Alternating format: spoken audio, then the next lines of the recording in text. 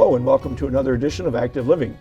We're very fortunate today to have some representatives here from our good friends at Habitat for Humanity.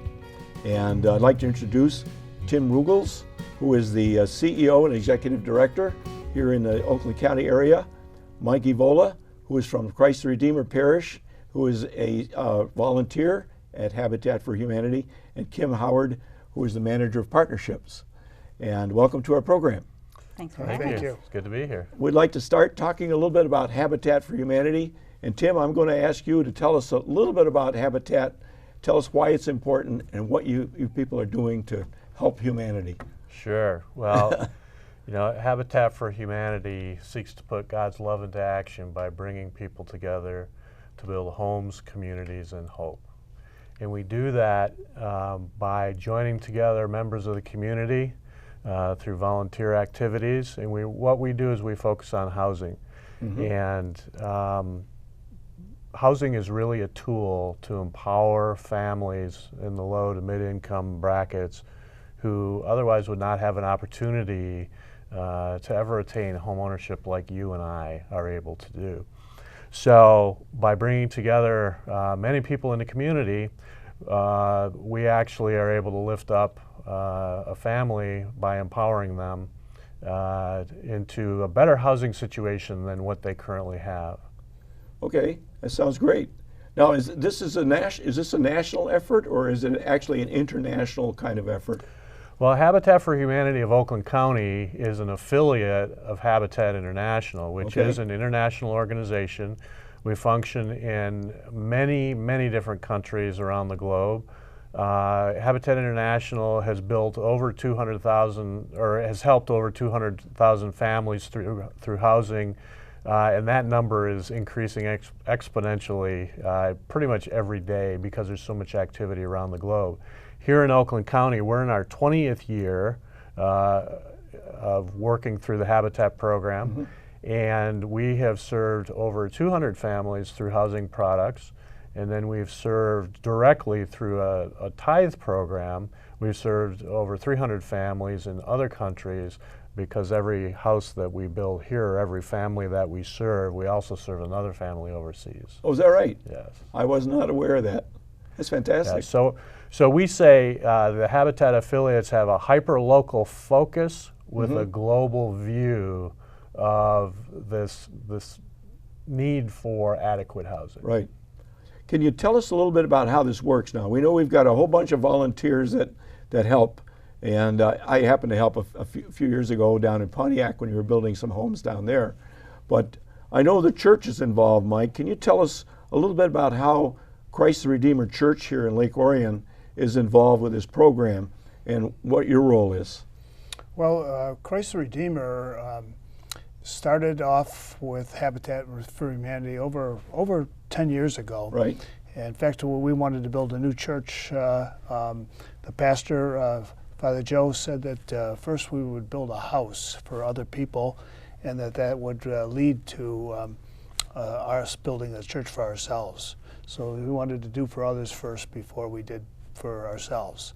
And so then and upon my retirement from the business world, I actually volunteered for Habitat for Humanity, and it's been over 10 years, and I've helped Christ the Redeemer in their relationship with Habitat and securing funds, securing labor, right, securing volunteers to build many of the houses in the area.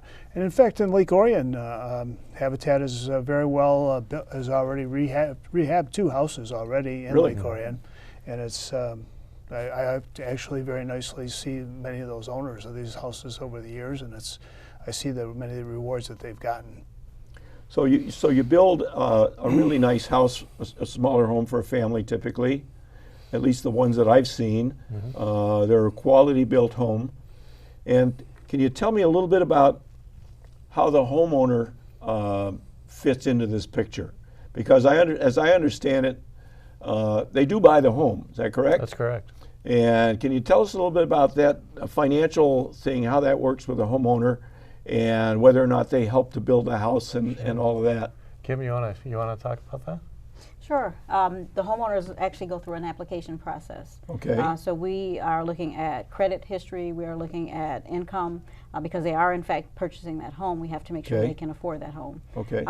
They are also taking all kinds of classes with us. We want to make sure that they're sustainable in those homes.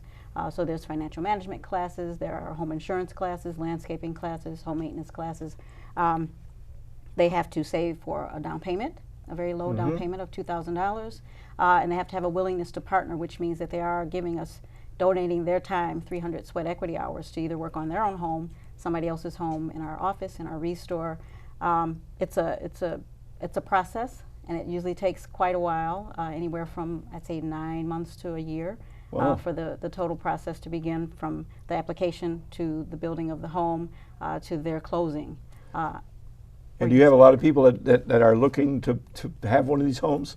I'm sure there's a bigger supply of people. I was going to say, right? Absolutely. Okay. And at some point, we've actually had to kind of stop the application process just to try and catch up with those that we already have in our coffers. But the need is out there, and it's great. So I wasn't aware that they had to go through this series of classes, though. And it's really how to become a homeowner, isn't it? Absolutely. A lot of our homeowners are coming from substandard housing situations. They never had the opportunity to own their own home. Right. So they don't know what to do. And I know there was nobody that taught me what to do when I purchased my home. So we're trying to put them in a situation where they know exactly what to do. Once they have closed on that home, they know how to pay their bills, they know how to manage their budget, they know how to take care of those minor repairs that take place in the house, and if they can't, they know who to call for that. Well, it's interesting that they actually take part in building. They have 300 hours that they put into building their own home, correct? Their home or somebody else's So they home. know a lot about the construction process Absolutely. before they even move in. Absolutely. That's a fantastic process, isn't it? It is. Great. So there's an educational aspect there as well. Yeah. Now let's talk about volunteers a little bit, because it seems to me that volunteers is the real heart of your building process, isn't it? Because, well, I guess I'm trying to get to the point that hopefully with all of this volunteer process taking place, that the price of the home is somewhat reduced to the end buyer. Is that correct? I'll let Tim field some of that, but I will say that the volunteers are doing the majority of the work, which does cut down on some of the costs. Right. But there is still another aspect of the financial piece of that home, in terms of acquisition of the property, in terms of purchasing the construction supplies and materials, those classes that we also provide for the homeowners. Right. There's a cost associated to that. So Right. it helps somewhat. So yeah, one of the great things about the volunteer program is, in my opening statement, it was really about building community and building hope. So the great thing about the volunteerism aspect of what we do is that the community can get involved to help someone who might not be as fortunate as the volunteers are. Right. Or in a lot of cases, it's just a matter of wanting to give back somehow. So that aspect is very important to what we do. From a pure construction perspective, sure, we can build a house for less expensive than a for-profit builder can because of that aspect. But the real value comes in the fact that we're building community at the same time we're building a house. Another aspect of the actual cost of construction is we are probably on the cutting edge of construction technology right now. This house that we're going to be building in Lake Orion is probably one of the most energy efficient houses that will be built in Oakland County. Really? We're estimating that once this house is completed, that the gas bill to heat this house will be around $250 a year. A year? A year. Oh, that's fantastic. So Can I move in? Sure. The house is super insulated. The house is built on shallow insulated footings, which actually cost less than the traditional deep 42-inch footings that we're used to building in Michigan. Right. But because we're able to insulate those footings, they're able to withstand the freeze-thaw cycles. And because they're shallow footings, they use less concrete, so we save some money there. Right. But really, it all comes down to energy efficiency. There's a passive solar aspect to this house. Wow. We're actually using the smallest available furnace. It's a high efficiency furnace, but it's the smallest available.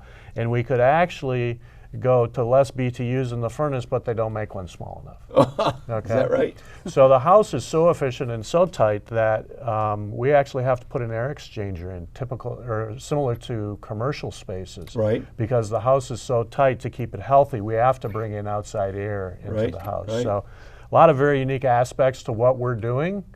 We've got a similar house that we built in Southfield in 2015, and it's really quite amazing. Now, where is this house going to be built in Lake Orion? The street is Hill Street. Okay. So it'll be and it'll be new construction. We acquired the lot last year, Okay. so we're really looking forward to doing our third house in Lake Orion. Now, were the other houses refurbs or were they new build? They were rehabs. Rehabs. Rehabs. Okay.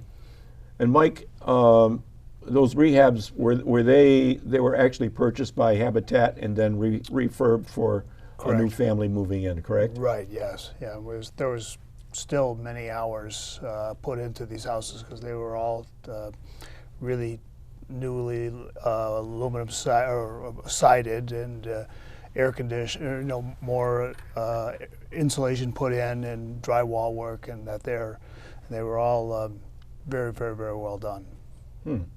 Okay, so these families moved into these homes, got a good deal from Habitat for Humanity. They got all the training that was required, and now hopefully they live happily ever after in these wonderful new homes. We keep in touch with them. Do you? So once they close on their homes, it's not like our relationship with them ends. Okay. We maintain that relationship. If they ever have any problems with anything, with their mortgage, with repairs to the home, Okay. they're always welcome to come back. We have an annual partner family Christmas party every year. They're always invited back to that, so we can stay in touch. Fantastic.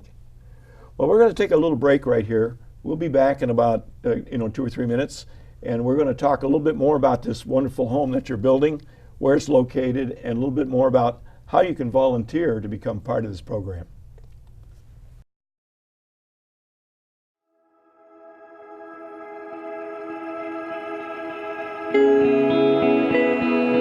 Habitat for Humanity seeks to put God's love into action by bringing people together to build homes, communities, and hope.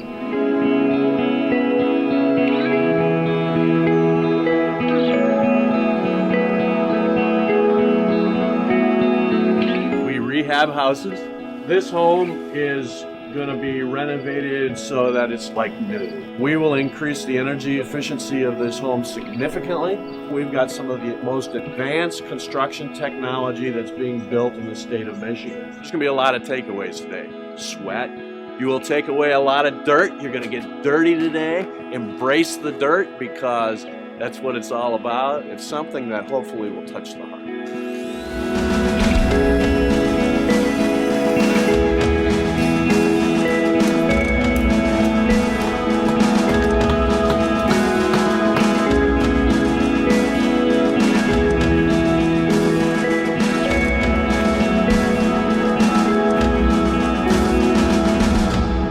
I'm a disabled veteran. I went into the military in '94 and got out in 2002. Injured my back. I've had 2 back surgeries. Came down with cancer. Had a transplant. So now my goal is to help all the veterans coming back from Afghanistan and Iraq and your Vietnam vets, because being disabled, you don't make an income. So I never thought I could even own a house, let alone like rent. The great thing about it is that we use contributions from corporations and individuals as our capital to build the project. And then when the home is purchased, that capital actually gets recycled in our mission. So every dollar donated actually works more than once. A very great investment in community.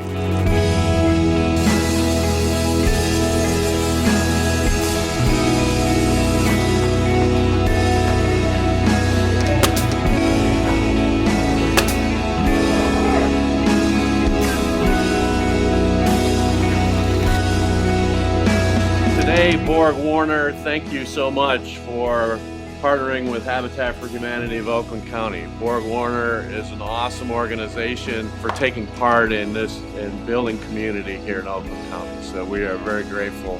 The best part of the day was putting in windows.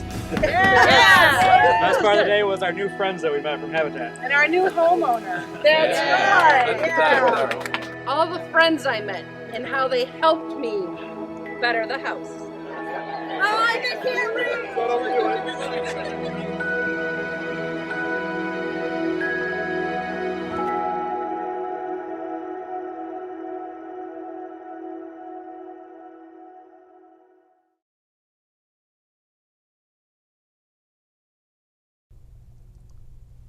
Welcome back to After You Living. We have Tim Rugels with us today, Mike Evola, and Kim Howard, all from Habitat for Humanity. And we're going to continue talking a little bit about our program that we have going today. And I'd like to move on to what we're doing here in Lake Orient for this program. And Mike, I understand that there's going to be some kind of event at Christ the Redeemer Church to help to fund this program. Yes. Can you tell us a little bit about that? Yeah, Christ Redeemer has over the past done a nice Taste of the Town silent auction type fundraiser to support Habitat and support their efforts in the builds. And this year on April 23rd, it's a Saturday night, we will be doing this event. And it's a great evening for $35 admission. A person can get food, drinks, and the option to bid on the different prizes that we have available. And it's a very, very, very enjoyable evening. It develops a lot of community support for Habitat for Humanity. But how can the merchants help you? The merchants many of the merchants have helped. Many of the restaurants in the area have supported us with their foods that will be there to sample. Right. We've had many the different retail stores and restaurants as well to donate gift certificates, donate items for the auction. Right. It's a very, very, very nice event. So the community really does jump in and they really help to make this thing happen. That's right. Without the community and their support, we would never get there, yeah. Right. It's always been a very, very, very wonderful thing. Well, Tim, can you tell us a little bit, we talked a little bit about volunteers. Yeah. Can you tell us a little bit more about what kind of skills that one would need to volunteer? Sure, absolutely. Well, first of all, our general rule is you don't need to have any special skills because we'd be happy to train anyone on the skills we need on any given day. So we have an experience that's open to anyone. Okay. Would we love someone with some skilled trades experience? Sure, we always welcome the skilled trades. Yeah. But really anyone in the community who wants to get involved in any way, we will create an opportunity for them to have a meaningful experience to support this project. So if I can sling a hammer, I can do some work. Yes, and even if you can't swing a hammer, we've got things for you to do. Yeah, well, when I was down there, we had people that were handling food. Yep. We had people driving cars. Mm-hmm. We had people, putting on siding, roofing, putting up walls and all those types of things. So I suppose if you did this enough, you could probably become pretty well qualified to work on your own home occasionally. Absolutely. In fact, that's one of the things that we hope our volunteers are able to take away from the experience is a new skill that they can then apply somewhere else in their lives. Uh-huh. Well, it's a great motivator for me anyway. Well, we'd be happy to have you. Can we talk a little bit about the business plan behind this? How this whole thing works? Sure. Well, it takes approximately $130,000 to build a house like this, and that's the total cost to serve the family. That includes our recruitment, our educational process, case management with the family, as well as the construction project. So it's typically we build about a 1,200 square foot house, and what happens is we actually have to raise $130,000 in donated dollars or sponsorships because that becomes the capital for the project. Okay. The unique thing about the Habitat model is that because we don't give the home away and we actually sell the home with a mortgage to the partner family or the partner home buyer, the mortgage payments then come back into the mission to help serve future families. So it helps defray the cost of the affiliate operations and future projects. So not only do we have the need for donor dollars, but then we also have that recycling of dollars, which is very unique for a nonprofit because it's not a one-shot deal. So each dollar donated will actually serve more than once. That's terrific. Yeah, so it's a really great benefit of the Habitat program, but it also, you know, it talks about the need that we can only serve the number of families based on the number of dollars raised. Sure. So, and you know, there's a great need in Oakland County. Well, maybe we ought to talk a little bit about the family that's lucky enough to move into this new highly efficient home. Sure. I like that efficiency thing, by the way. I could probably use one of those homes. Well, you know, the reason we think that's important is because it creates sustainability for the family. Sure. Every dollar they don't have to spend on future utilities, they can devote towards either feeding the family or future education for the children and ensure the well-being going out in the future. But we have a family who's a single mother. She's 51 years old. She just came out of a fairly rough situation up in northern Michigan. She's currently living in Oakland County. She has 5 children, and she's trying to rebuild her life as a single mother. She's a professional. She's working, and she is just looking for an opportunity to provide for her family a stable home so that they're not bouncing around living off of families' couches and doubling up. So we see so much of that even in Oakland County. Oakland County used to be one of the wealthiest counties in the nation. We're now not even in the top 20. Really? There's been a shift in demographics that has really been quite silent. And, and because of that, we tend to talk about what we call a silent housing crisis, because we have a low-income population where there's no affordable rental properties. So our focus is how do we provide affordable housing for the low to mid-income population of our county. Right. It's very interesting when you start to hear some of the family stories and hear really they're just looking for the same thing that you and I look for in home ownership. A stable place to raise a family. Right. A place to call home, a little bit of security. The homeowner that we're going to be working with in Lake Orion, I've actually got a quote from her that kind of sums things up, if I could. Her name is Missy, and she said, "I thought it would take me 5 to 7 years before I could ever qualify for a mortgage, and it was incredibly defeating." Now, this is at 51 years old. Right. Missy said, "I have experienced homelessness and being forced to depend on the kindness of others for shelter. If you don't have a home, you feel kind of like an orphan." Boy, that's pretty moving, isn't it? It is, and we hear these stories over and over. And this year we're only able to help 18 families. But we'll probably take in another 500 applications from people who are trying to improve their housing situation. Right. So you're actually building 18 homes in Oakland County this year? Not necessarily building. There'll be a total of 18 projects. Some will be new builds, some will be rehabs, and we've also got a new program called Critical Home Repair, where we're helping people who are currently in their homes handle critical repairs such as roofs and furnace. Sure. And typically what we're seeing there is we're helping the aging in place population who may be on fixed incomes and can't figure out how to get enough money saved up to handle a major repair so that they can stay in their homes. So. Wow. So anyway, we've got a lot, we've talked about a lot today.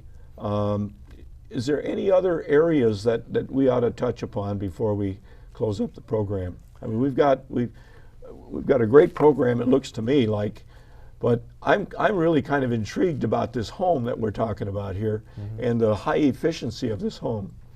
Can you tell us a little bit more about how that works? You talked about the foundation. That sounded interesting to me. Well, we obviously provide a high level of insulation in the home Right. for the energy efficiency. This will have a passive solar aspect, so the windows will be placed strategically to take advantage of the optimal solar gain Right. during the heating seasons. And then obviously the overhangs to reduce that solar gain in the summertime when the sun angle changes. Right. So that's one aspect. We use high efficiency furnaces, and the design of this home, because it's a 2-level home, also the 2 levels creates an efficiency Yeah. in the use of heating and forced air. So we've just kind of perfected this method over the years, and we're getting very high energy ratings on these, which just makes it more affordable for the home buyer. That sounds fantastic. Yeah. I kind of like to move into one of those myself. Except I have too much junk. You know? I just keep trying to get them to come to my house. Yeah. Just do a little rehab on my house. So when does this actually start? The build actually start? Well, the build will start in a couple of months. One thing we're looking for right now, really, to get this moving more, we've got Christ Redeemer on board as a regular partner of ours. They've been a very faithful partner. They not only provide us with volunteers, but they provide us with financial support. That's great. But we need more. We would like to invite other businesses, other organizations, other civic organizations, and even individuals to get involved by volunteering, donating, or helping us tell the story. We pride ourselves on creating unique partnerships. So it's not just about Christ Redeemer giving back, it's about what do we do for Christ Redeemer that makes it a two-way partnership. And we look at that relationship with small businesses that way too. It's like, what's your skill set? What can you bring to us? And then how can we help you?